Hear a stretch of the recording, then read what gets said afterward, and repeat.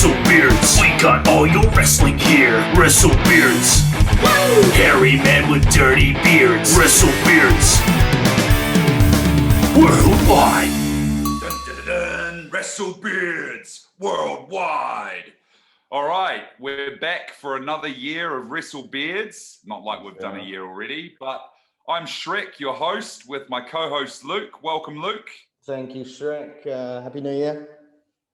Happy New Year. Well, it's finally the year that we've been waiting for. Lockdowns and Trump and everything aside, hopefully it's a better one than last. Yeah. Fingers crossed. Well, it hasn't actually got off to a great start, let's be honest, but it can only get better, I guess. It will do. Well, I'm looking forward to the year of wrestling ahead. Obviously, we kickstart this year with our favorite pay-per-view, the Royal Rumble, kind of why we got this podcast up and running. So I guess a lot of the next month is going to be a lot of build up to that. Yes, it will be. This is the time of year as a wrestling fan that I really enjoy, the build up to Royal Rumble, then the lead into Mania. Yeah, so it's exciting. No, I'm excited. Well, we'll kickstart today with the first segment. And the first segment is the news of the week. Do you have your tie? Hang on a sec. Always prepared. Me too. So yes, news of the week. Now this is because we took a little bit of a hiatus for the Christmas break. One of us was traveling and going to nice places. One of us was stuck in Jakarta. So obviously the main news of the new year so far is the death of Jon Huber, which shocked the wrestling world a couple of weeks ago. I remember reading about it on the Saturday, I think it was, when he passed. Just shocking. He was a great talent, great wrestler. Someone I always enjoyed watching. I have fond memories of watching him when he was part of the Wyatt family. I remember a couple of years ago, an intercontinental ladder match at WrestleMania where he power bombed Dean Ambrose out of the ring through a ladder. It was one of the best things I've seen in a wrestling match. So yeah, rest in peace to Jon Huber. Do you have anything you want to say, Shrek? Yeah, well, Jon Huber, he was an interesting one. Like, I didn't really get enthusiastic over him in the WWE too much. I wasn't a big Bludgeon Brothers fan. I didn't have the T-shirt. But you're right. He had some glimmers of hope. He just never got the right chance until AEW, of course, where I think he was just a different person altogether. And I think the saddest thing, but also the nicest thing to hear about the fella is all of the outpour of his working peers and friends. He sounds like a bloody nice guy. And, it's really, it's easy to say when someone's passed that, they were a nice person and stuff, but it really does genuinely seem like he was well beloved and actually loved the industry and was well respected for being such a family man. Yeah, like he was, as you say, he was respected as a wrestler, as a worker, but was also respected as being a family man. And these guys spend 250 days a year away from their family, and by all accounts, family was everything to him. So yeah, very sad news. Let's not forget what an awesome and epic beard he had as well. This is what the channel's about. I will say it's interesting going forward for the Dark Order. Like they were a bit of a heel stable, and now they've kind of become kind of babyface out of like the comedy sketches that they've had backstage, but also just the kind of impact that the death of Brody Lee's had. So it'll be interesting how they go forward and if they keep that dark persona or if they become some kind of face faction. Or I think they may become face just sort of organically. So they may not be able to change that, The next piece of news, something that I read about and saw, and he had a great match this week at New Year's Eve, the NXT event. And it's he lost to Killian Cross, but Damian Priest being called up to the main roster. I have sort of different opinions of Damian Priest. I think he's a bit of a one-trick pony, if I'm honest. He's good, but I don't think he's a very good promo guy. I think he's I just think he's a little bit weak, but he fits the mold of he's a big guy. He's what McMahon loves. And he's got a different look. That's something that they can sell merch by. But what was his name on the Indies? It was like Consequences or something like that. He had a weird name. I can't remember it. Yeah, I know what you mean though. Yeah, I heard a bit about that story. Like, I don't really get religiously into NXT, to be fair, but I watch what I watch, and I do like him. I heard that they were going to rush him up to the top and then pair him up with Kevin Owens in a best friend angle, which seemed very bizarre. Goodness me. And he was going to take on Roman Reigns as Kevin Owens' best mate, which just doesn't seem that seems really odd. I can see him being paired off with Reigns, but the best friend angle with KO, that seems a bit weak. What I worry is that it will just be another NXT talent that will just fall by the wayside. Which, like everyone who's ever been pushed ever from NXT, exactly. Except for, I don't know, Asuka. I don't know. Asuka's the only one. Yeah. And even she's been crapped on a lot, so it's pitiful. And the last one is Cardi B, Miss Cardi B from Brooklyn. She's she was, well, her name was dropped on the Raw show, the Legends show, which was a legendary show. I'm sure we can all agree, and I'm sure you'll speak about it later.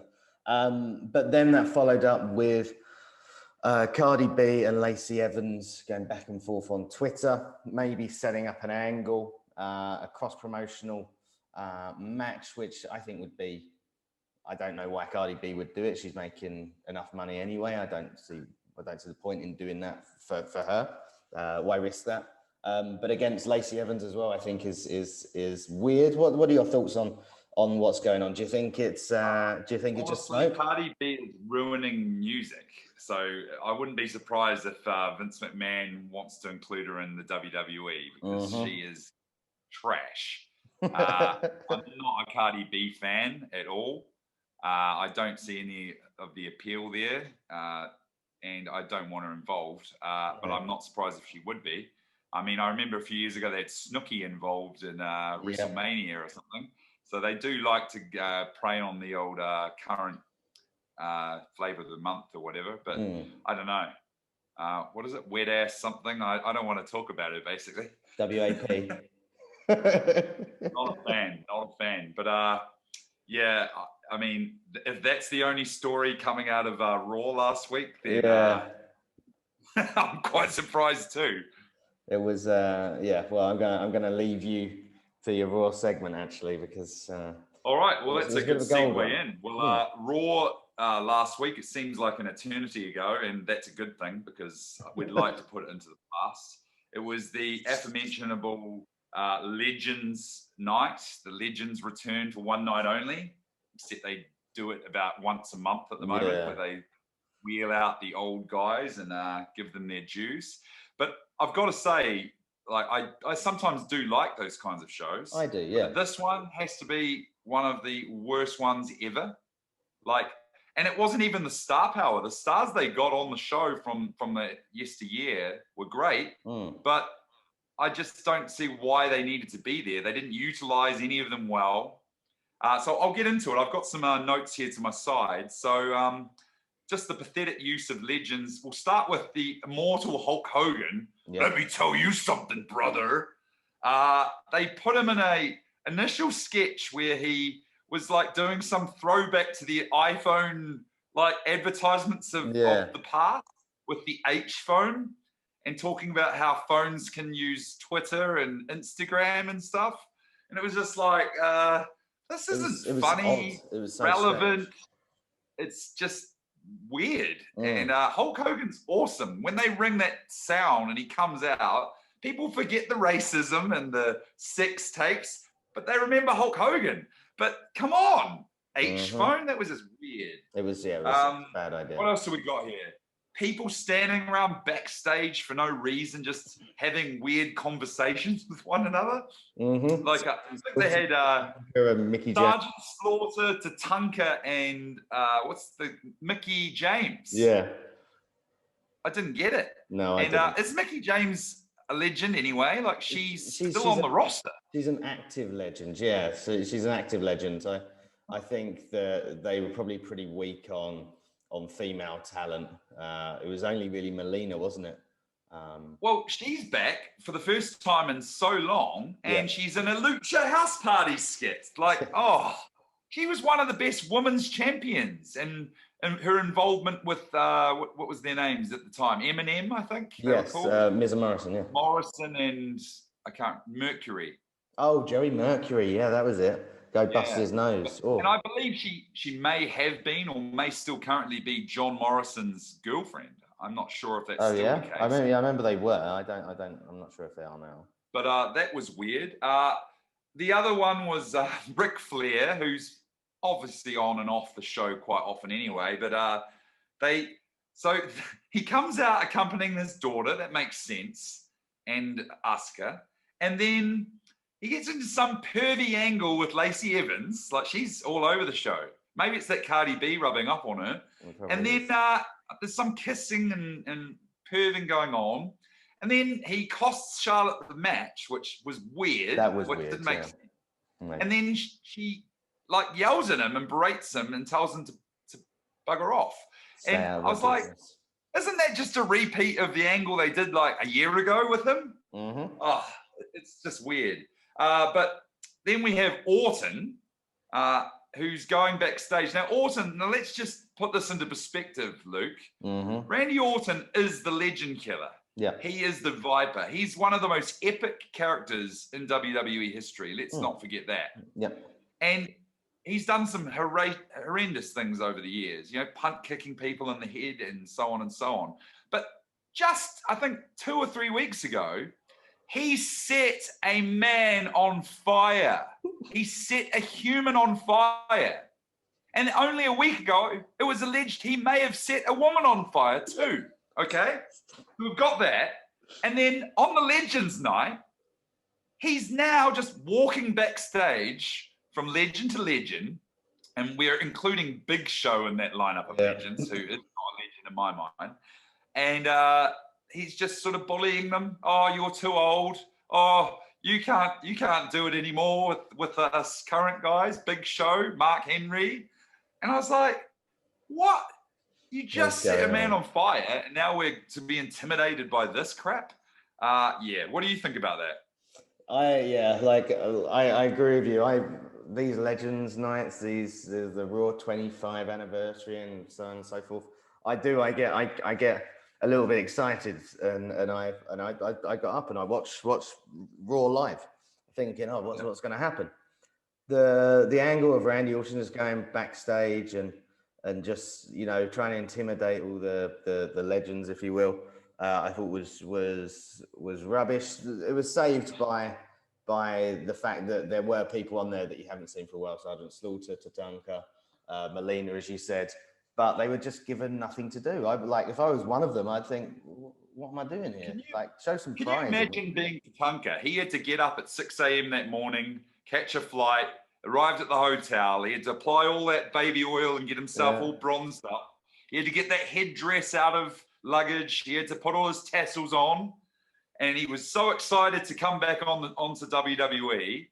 And then they have him backstage talking to Mickey James, and he doesn't even say any line on camera, and that's it.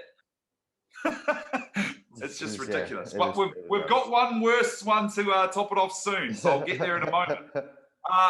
Let's take the bad, but then take the good as well. So I think the highlight of Raw was the WWE title match that ended the show. Drew McIntyre defending the belt against Keith Lee, who is one of my favorites at the moment. He is one of the things I really love about Raw at the moment. It started off with some great back and forth, pushing and shoving, a few slaps. Seems like the slap is making a comeback at the moment. Stephanie McMahon will be very proud of that.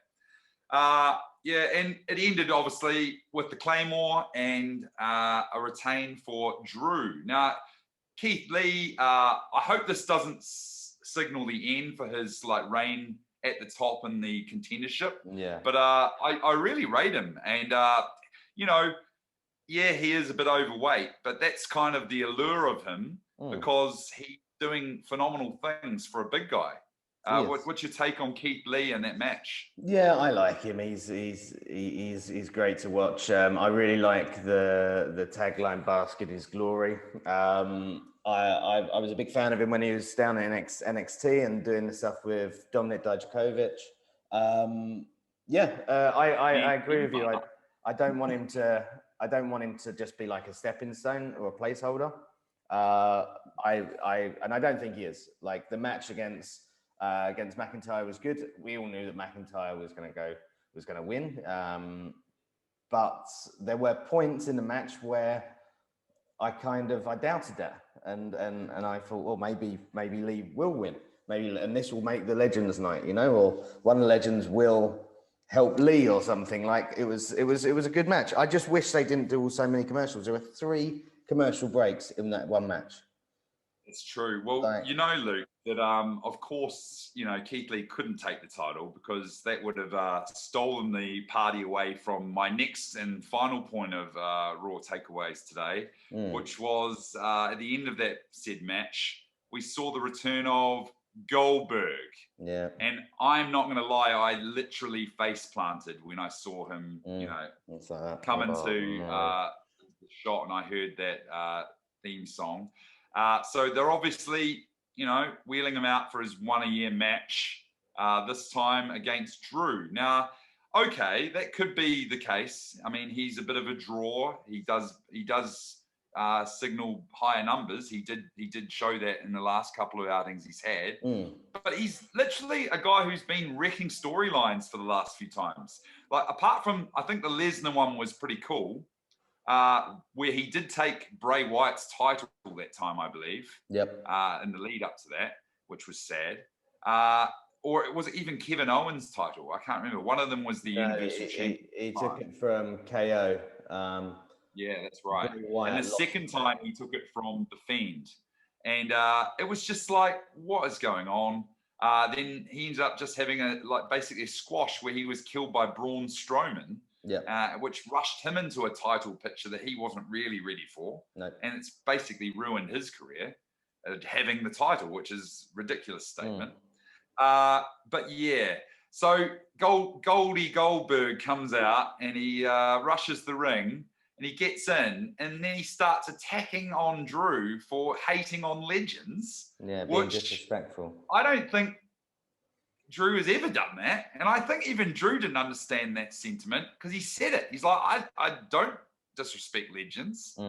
And I can't remember a time he has. And it'd be very strange if he was, considering he's the top face of the company. Yeah. So I think maybe old Goldberg's got a bit senile and maybe he's getting him muddled up with Randy Orton or something. Maybe he thought Randy Orton was still the champion as the Legend Killer. The one who's literally been backstage making fun of all the legends all night.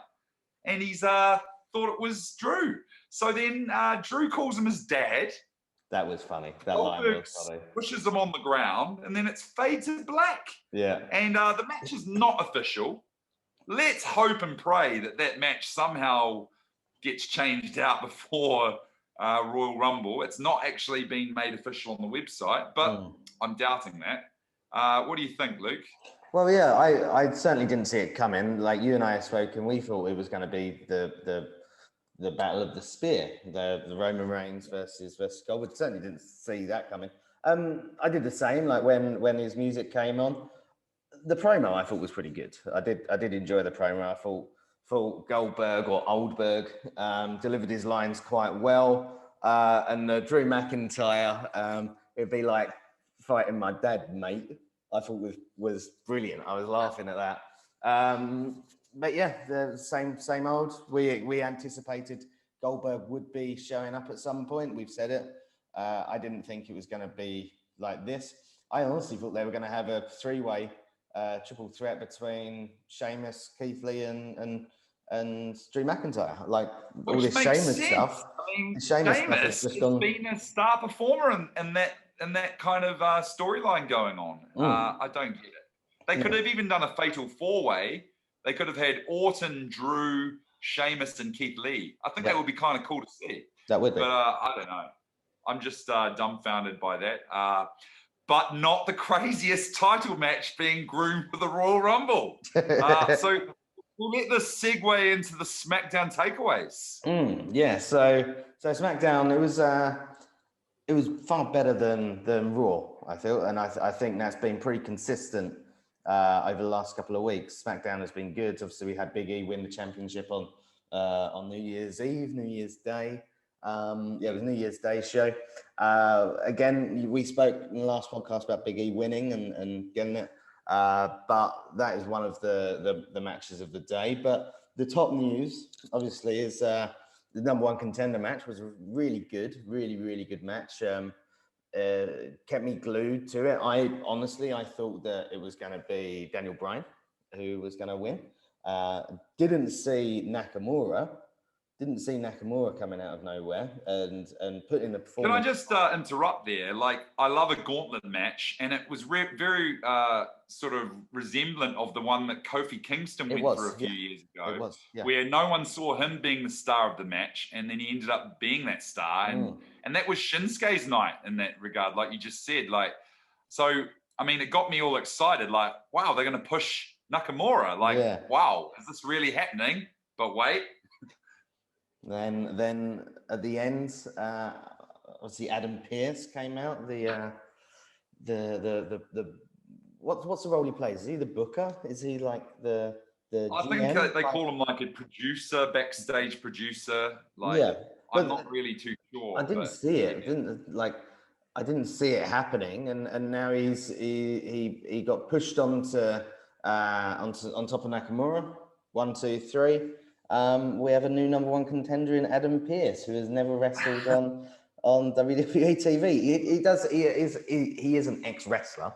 I've looked into it because he's actually a very decorated one. He was the NWA heavyweight champion multiple times. Yeah. But he's not relevant anymore. You know, like, it just didn't make sense. It's sort of like putting Gerald Briscoe as the number one contender. Like, it doesn't make sense.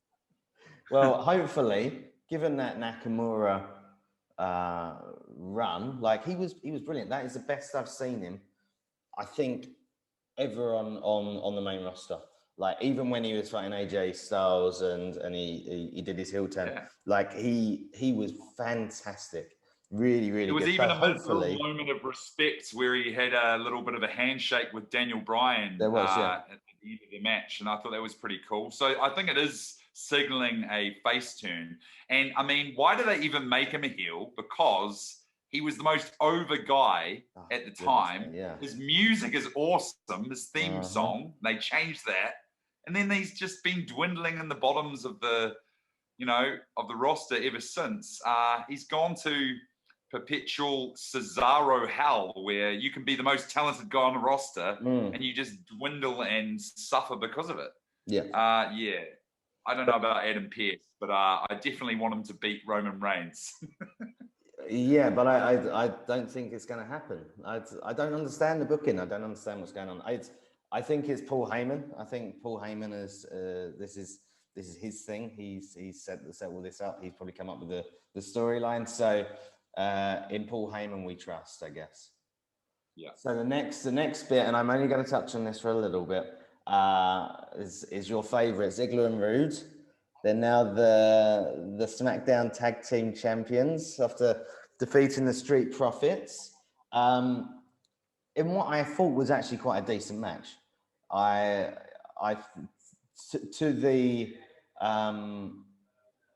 the number one contender match, this was my second favorite match of the night. I thought both teams were good.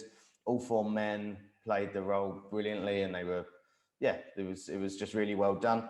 I didn't think that Ziggler and Roode were gonna take the titles. I thought that at one point they might, but I didn't think it was gonna be this SmackDown, and they did, and they they're now the SmackDown Tag Champs. For how long? I'm not sure, but hopefully the Street Profits can earn it back. Yeah, it's an interesting one. Like, let's be real, Street Profits have been the champs for a good while, and they've literally gone through every tag team. There's like no one else to beat anymore, so it is getting a bit kind of stale, and the act needs something new. Yeah.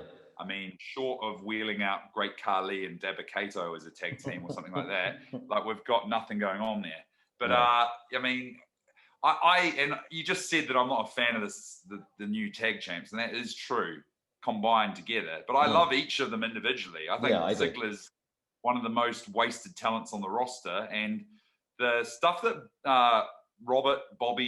Bob Roode used to do in TNA was amazing. You know, like.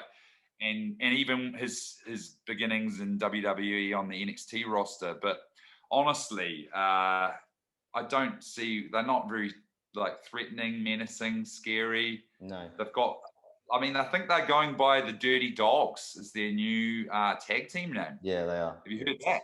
Yeah, I saw that. What is going on there? I'm not a fan of it. I hope it's just some kind of transitional, because they're going to put the titles on some other face team who's about to pop up from NXT or something. Or Retribution, maybe. They're going to go to SmackDown. Who knows? Oh my gosh. It's just not good. Well, there was one more match as well, which I'll talk about, and it was Biggie versus Apollo Crews. In what was a weird match. Did you see it? Like it was a strange match. It was a big superplex. It was a good match, though. It was, yeah. Both good wrestlers. With the superplex and obviously the intertwined legs. And so they both, it was called a draw. It restarted. Biggie won in the end. And I just think it's just a momentum builder for Biggie, just sort of trying to cement him now as the champion. And I think he'll be the champion to at least WrestleMania, if not longer. Yeah, it was a good match. I'd like to see not these two again, but Biggie having sort of more challengers, maybe like an open challenge like they did with the Intercontinental title a couple of years ago, just to really build it up. Because I think Biggie can work with anyone. I think he's a great talent and a really good promo guy and wrestler. And so I'm excited to see what he can do now he's got the title. Let's not forget that slap as well from Apollo Crews. That was the slap heard around the world. Yes. I mean, Apollo Crews is obviously a very talented guy, but I think if you've ever once featured in the 24/7 title run around the ring, you can never be taken credible as a challenger for any title ever again, you know? No. R-Truth, Drew Gulak, and the Gobbledygooker, and anyone else in between, Rob Gronkowski, and whoever wants to feature on that title brigade, you're never going to get taken seriously, in my opinion. And like Apollo Crews, I just don't get it. I don't see why. Well, he just lacks charisma, doesn't he? Like he's I don't want to bank. I mean, he's never going to do any better than what he did when he had the what was it, the US title? Yeah, US title. Yeah. But not an Apollo Crews fan. He used to actually, just a little tidbit, he used to be called something like Uha Nation on the indie scene. And he was actually like one of the most mega popular guys. Like he was like a Daniel Bryan.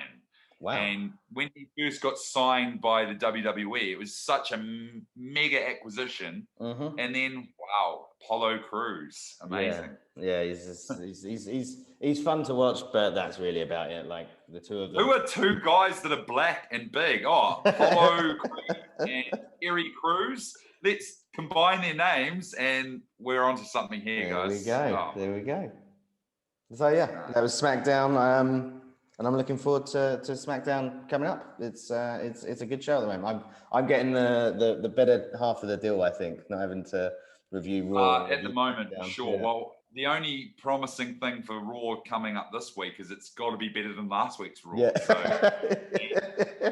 you can't go backwards, can you? I mean, I might eat those words, but yeah. Okay, well, shall we take a quick break and we'll come back for the WrestleBeards top 3? Let's do it. Cheers. Awesome. Okay, welcome back, everyone. We had a great first segment today of the new year. Obviously, Raw was a downer, but I think the Raw highlights were a little bit more exciting. Okay, we're going to get into our probably most favorite and most popular segment, which is the WrestleBeards Top 3. And as we just mentioned earlier, Cardi B made a name on the Twitter world feed this week because of her disgust over being mentioned in promos without permission. Whether we think that's true or not, could be leading to some kind of feud down the line. And on the other show, AEW, we saw their New Year's bash, a few celebrity cameos, but most notably Snoop Doggy Dogg, who ended up in the match giving a frog star splash to, I think it was Serpentico. And it was kind of, it was cringy to see because you knew that he looked bad as a wrestler. But I thought it was quite cool to see Snoop Dogg. I think he is made for professional wrestling, actually. So I do like Snoop Dogg's involvement. Did you see Sasha Banks calling him out? Yeah. Is he in the Hall of Fame, Snoop Dogg, if I'm not mistaken? I don't know. He is. Yeah, I think he is, yeah.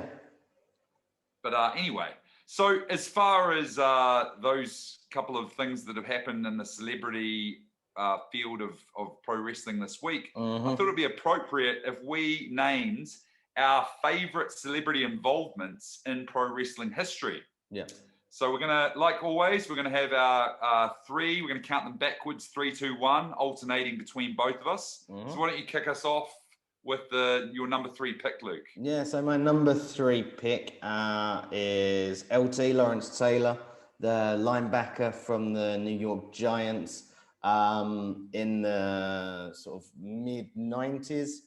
Obviously, LT needed a bit of money to fund his cocaine habit at the time, and he was out of cash, but and came in to a segment with Bam Bam Bigelow, which actually turned out, and the reason this was sort of top of my memory, Old School Wrestling Podcast, OSW Reviews, actually did this WrestleMania. I think it was WrestleMania 7, if I'm not mistaken, WrestleMania 7 or 8.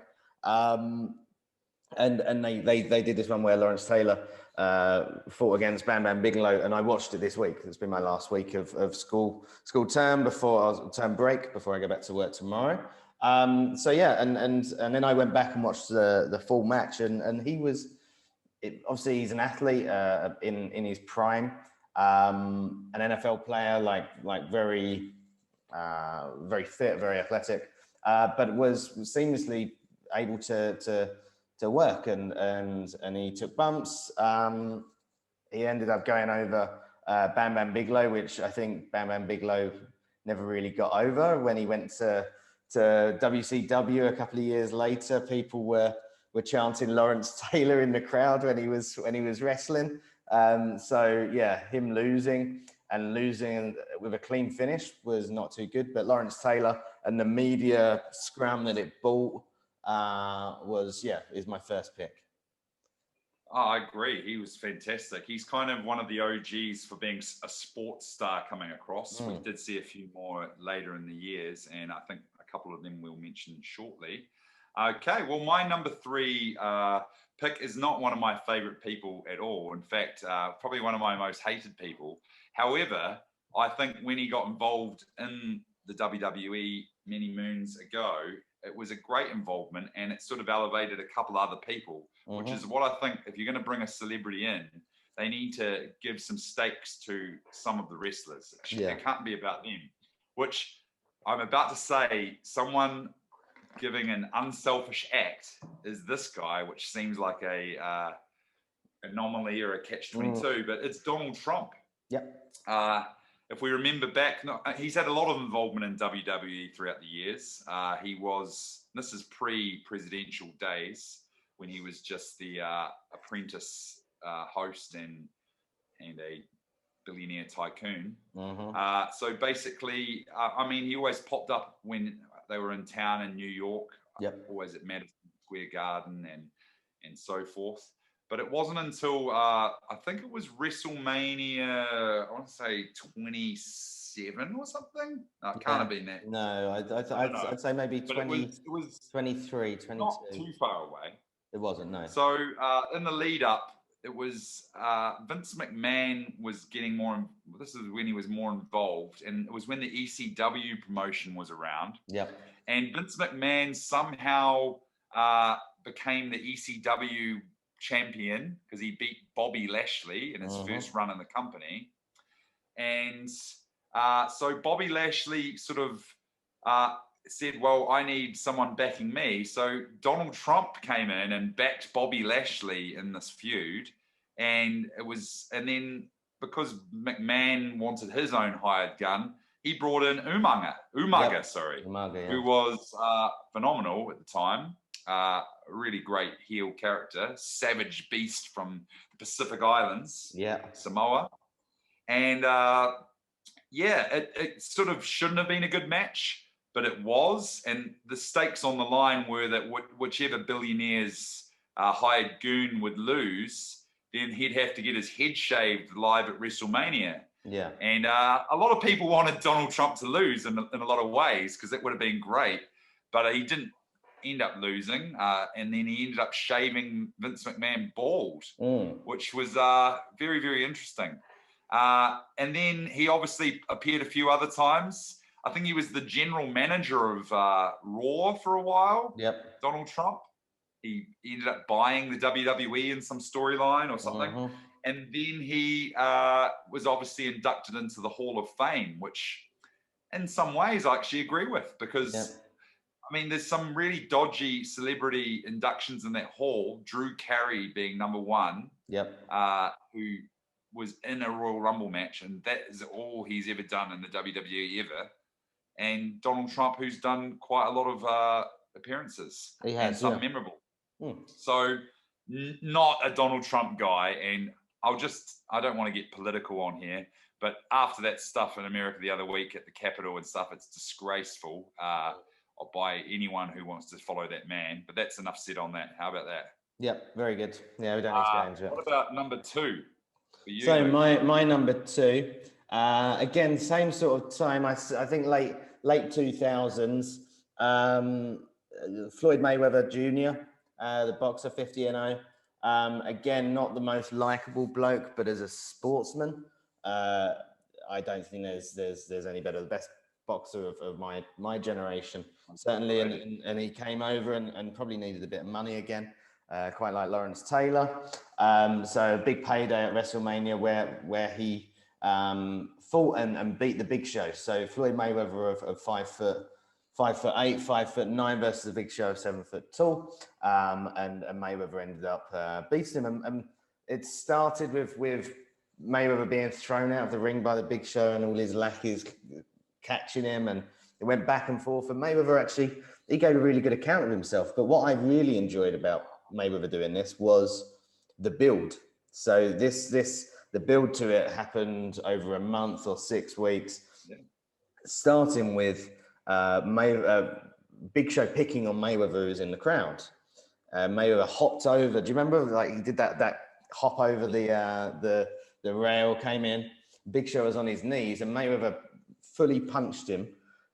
2 clean shots, and Big Show had agreed, do it, make it look real. Broke Big Show's nose and ran off into the crowd, and then they just built from there. And Mayweather had money dropped from the roof in WrestleMania, and it was just a really good celebrity appearance, which culminated in a WrestleMania, and how do I say it? Like the showcase of having someone like Floyd Mayweather, who at the time was at the top of his game, the best boxer in the world, come over and do that cross transition. He did it seamlessly. So yeah, Floyd Mayweather for me goes in at number 2. Totally, another great pick there, Luke. Well, my number 2 pick, this person ended up actually becoming a WWE superstar down the line, but I'm not going to credit that as part of this induction in my number 2 spot. But it's Ronda Rousey. And actually, it's all based around one WrestleMania moment, which WrestleMania is all about the moments. It was where Triple H and Stephanie McMahon were in the ring giving some kind of speech at the height of their authority era. And The Rock, I think, was the host of WrestleMania at this point, or was having some. Yeah, I think he was the official host. And of course, The Rock and Triple H have a lengthy history, and also Rock and Stephanie. So there was a bit of back and forth on the mic. But then there was some call out where Ronda Rousey, who was sitting front row at the event just as a spectator, she was there with Shayna Baszler and I think it was Maria Schaefer and Jessalyn Duke, or I think that's her name. Jessamine Duke. They're known as the four horsewomen of the UFC. Yep. And they somehow, Ronda got summoned into the ring, and there was a bit of slapping going on back and forth, and she ended up doing something like, I can't remember what it was. Well, Stephanie went to slap her, didn't she? And she grabbed her arm and twisted it. That's right. It was a cool thing. But the reason why it was even cooler was because Ronda was the hottest thing in MMA at the time, other than probably Conor McGregor. Undefeated streak. This is before she lost eventually to Holly Holm. And it was at the height of her MMA career. And I mean, it was no surprise that she'd end up back in the WWE eventually. And she did, where she had a very successful run. She was fantastic. Which I hope that she comes back one day. I mean, I'm not counting on it, but I really hope she does, because she was the natural, and she got better and better as time went on. And I think the heel version of her was really, really good. So, that's my number 2 choice. So I guess we're on to the top echelon now. Who's your number 1? Well, I really like the Ronda Rousey choice, and lots of people forget about that Ronda Rousey, that it was two years in the making. I've like a nice little segue for me about forgetting, but this guy is often forgotten, and he's a serious he's a celebrity first off, but he was a very good wrestler when he turned his hand to it, and he's a big fan of wrestling. He loves wrestling. He's kind of like it's his dream to do this, and it's Stephen Amell, so Arrow, the actor from Arrow, and I think he's done 2 or 3 matches all around Cody Rhodes. Cody Rhodes was picking on him, and obviously Cody Rhodes is a fantastic wrestler from the Rhodes family, and he clearly worked well with Stephen Amell. He clearly helped Stephen Amell go through it, but his transition from just being a regular celebrity to actually wrestling and the moves that he was doing was excellent. So Stephen Amell gets my vote, and is the person I always think of when I think of a celebrity who's managed to come over to wrestling and do the wrestling side of things, where so much so that you would think they were perhaps a wrestler rather than a celebrity. Stephen Amell gets it.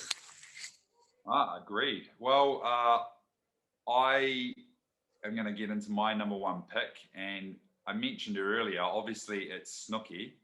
It's not Snooki. My pick is actually someone who literally is the reason why I started watching WWE back in, I think it was late 1998, I believe. Before the 1999 WrestleMania build-up.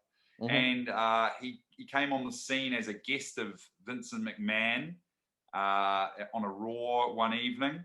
And he came in with all his cronies, but Stone Cold Steve Austin does not like to be overthrown as the main face of the company. So he stormed the ring, and he wanted to give a what's what to Mike Tyson. Told him he wasn't a fan of him coming out and stealing the spotlight. And it's one of the greatest memories of the Attitude Era, is the big kind of face-off and some back and throws. I think they left the ring several times and came back, and there was some scuffle on the outsides, and it was just awesome. And I'll never forget it. And it built up to Tyson not being the referee for the match between Austin and Shawn Michaels, but being the special guest enforcer, which I don't get. He was basically a referee, let's be real.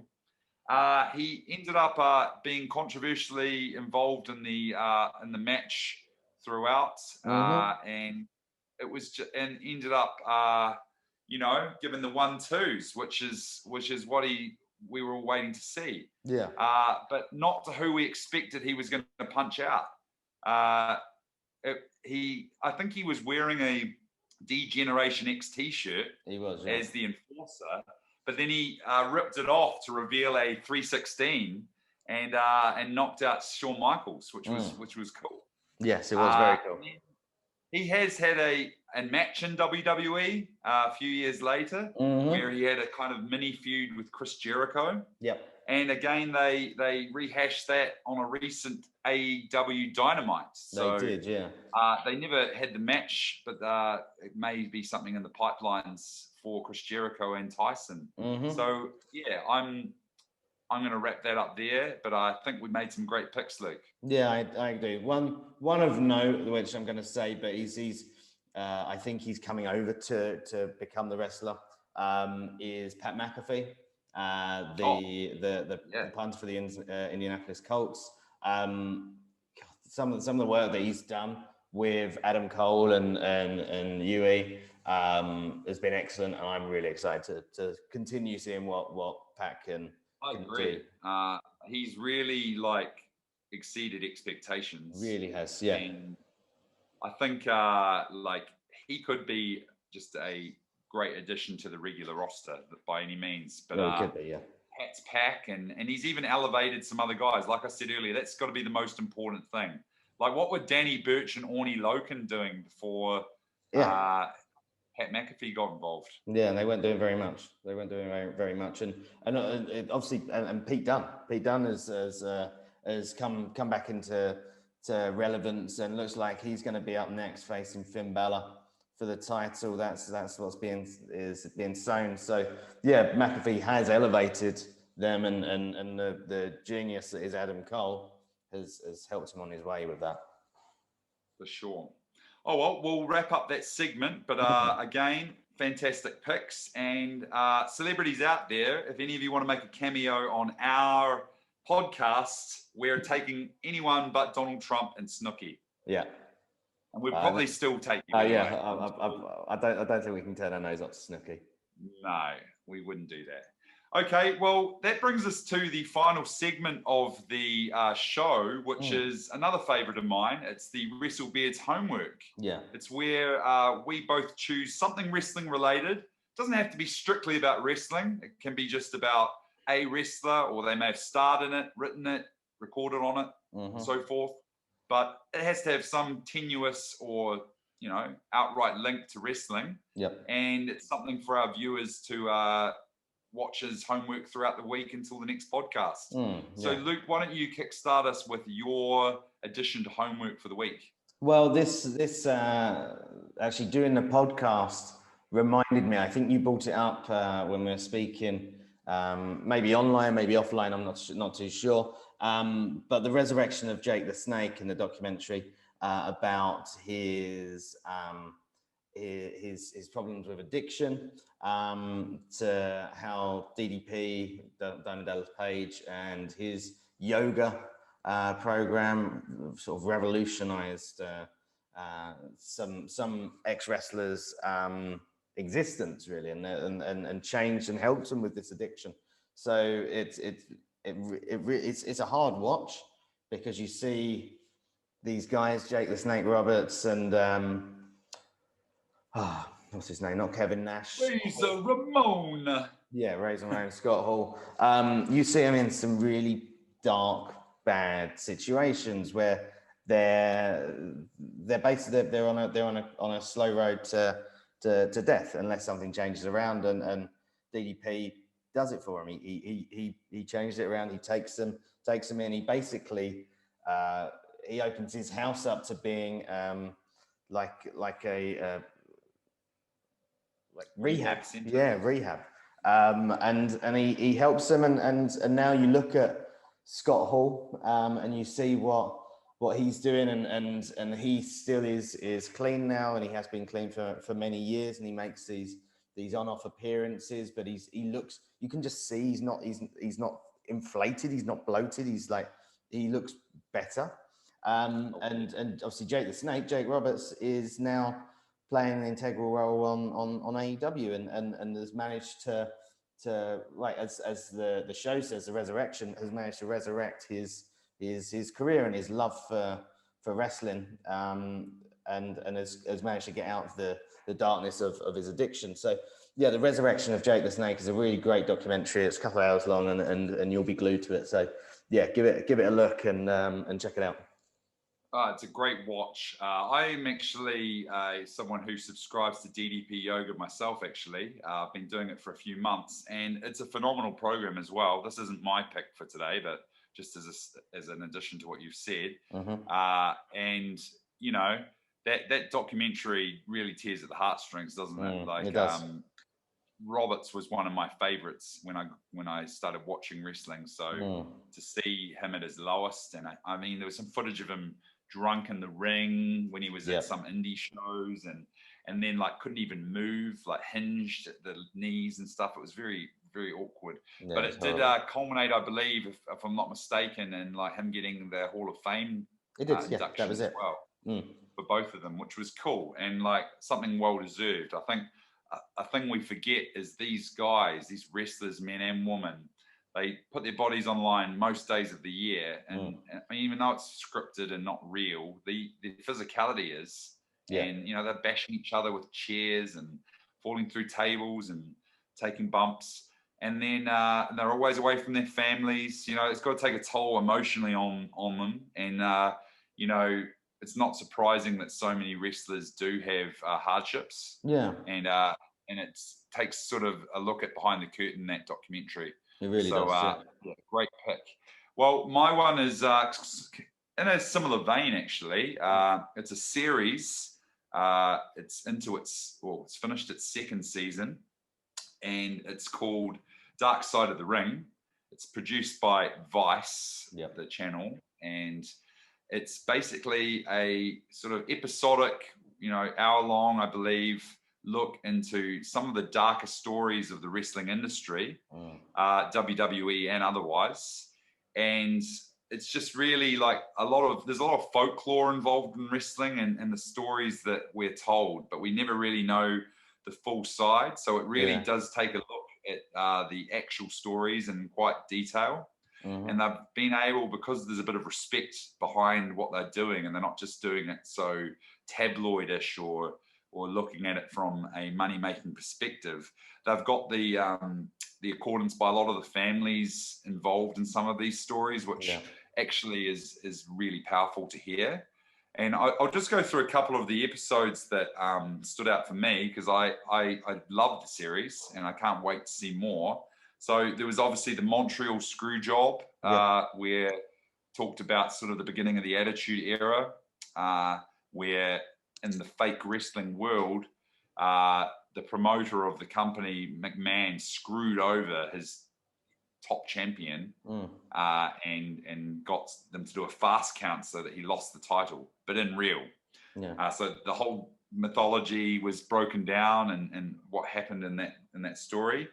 The killing of Bruiser Brody, which I think that happened in Puerto Rico. And Bruiser Brody basically looks like Brody Lee, and very similar kind of character. But I think that's why he's called Brody Lee, because he was the moniker.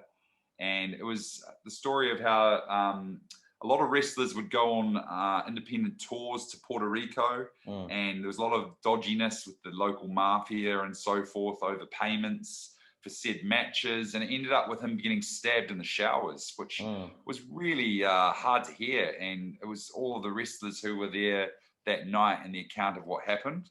So another good pick. There's the two-parter on the Chris Benoit tragedy, which a lot of people would have known that wrestling fans or not. He was one of the top stars of the company, WWE at the time. And on one fateful evening, he took the lives of his wife, his son, and himself. Yeah. And yes, a horrible thing to have happened, but the story of these 2 episodes goes into a bit more detail of what he was going through and the sort of the follow-up to what happened in regards to drug testing and so forth, and concussions. So it was very interesting.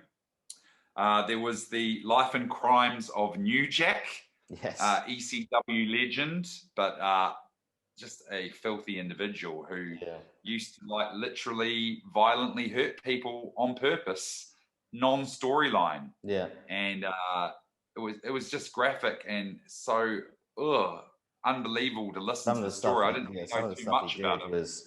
He literally murdered a guy. Well, the guy died of an infection later on, but he like stabbed him with like knives and not knives. Was it forks or something like that? I don't know, but it was crazy. So that's one to check out. And the last one of the second season, which was quite a gut-wrenching one, but because the story had never been told before, was the final days of Owen Hart.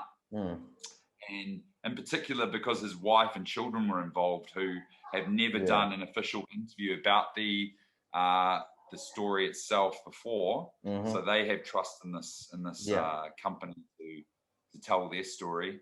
And it was just horrible to hear like sort of what had happened and get more perspective, but also quite interesting. So if you haven't checked it out, Dark Side of the Ring is just a phenomenal series. And from what I've heard, they are coming back for a 3rd series. I think they might even signed up for a couple more wrestling ones, but they've also got in the pipeline Dark Side of the NHL coming out. Yep. The Hockey League, and then they've got an NFL one coming out. So some of those sports stars of those other promotions in America, Canada as well, I guess, and just giving some more insight into the grittier side of stories, probably off the field and off the ice. But something to check out. Have you seen the series, Luke? I have, yeah. I actually watched the final days of Owen Hart this week, and you're right, very, very gut-wrenching. I remember when it happened, but didn't really know the ins and outs. Obviously, I've seen multiple times the famous JR Owen Hart has tragically died. But what it says and what you learn about what happened, and you see how high he fell from, and just the mistakes made in the corners that were cut, and the payout of 18 million I found quite disgusting on the WWE's part, or the WWF's part at the time. That was a really, really good one. The Benoit one was very good. The Fabulous Moolah one I thought was really good as well. That was good. And there was also one about the Brawl for All as well. Brawl for All one was nuts. It wasn't a dark one essentially, but it did show some interesting things that I remember. Just one thing to add on that Owen Hart one. I think the disgusting thing that I think was that they continued that show that night.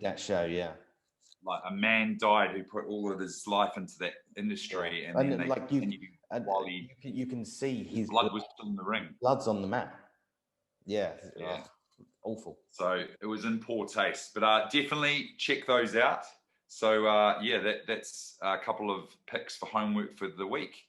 So a great show today, Luke, and it's good to be back in the saddle for the new year. It is. Now, as we mentioned earlier, we are leading up to the Royal Rumble at the end of this month. I think it's on the last day of the month, if I'm not mistaken. Yeah, Jan 31st, February 1st for us, for Jan 1st. So I thought, just as a sort of a build-up, of course, the week of the Rumble, we're going to do our official predictions, but just so to see how in tune we are with the current programming, how about we both choose a pick each time we do the podcast for the men's and women's Rumble winners. You're allowed to change it each week, or you're allowed to keep it the same. Okay. And it's just for fun. It's not going to be any involvement in the picks or predictions. Of course not, because I am the champion at the moment. But yeah, just to see where we're at. So, do you want to give us your picks for the men's and women's winners that you think at this point in time? Yeah. Okay. So for the men's, and I might be stealing your one here, but we can have the same one, of course. I'm going for Daniel Bryan. I think Daniel Bryan's going to win it. I think he's long overdue, isn't it? And I think he's on his last big push in the company before he bids farewell. So Daniel Bryan gets my pick. Obviously, over the next couple of weeks, that may change, and I'll say if it does. For the women, I'm just going to pluck a name out. Shayna Baszler. Shayna Baszler, I think, will win it. She was my pick last year. Year's pick as well. Yeah, she was my pick last year. Shayna Baszler, okay. I think, will turn. Pretty solid. You may change in the weeks coming up. Mm-hmm. Okay, well, my pick at the moment for the winner of the men's is also Daniel Bryan. I think, not that I really want him to win it even. Like, I don't know if that's actually the best choice, but he is long overdue. There was a time when he should have won the Rumble many years ago and didn't, and there was a big outrage. Rey Mysterio causing much of that flack by being the 30th guy out in that said Rumble. But yeah, I think Daniel Bryan is the guy at the moment. For the women's, I'd probably go with the EST of WWE. Yeah, not a bad pick. Yeah, I think she is. She's doing some phenomenal stuff at the moment, and I mean, you know, the women's one isn't like really cutthroat at the moment as much as the men's is. I also think. Oh, I'm going to say second pick. Okay, so we've got our picks there. All right, well, that leaves us for this week's podcast. We're going to have a interesting year ahead, and I look forward to the next one, Luke. Yeah, cheers, Shrek. Take care, guys. Thank you very much. Cheers.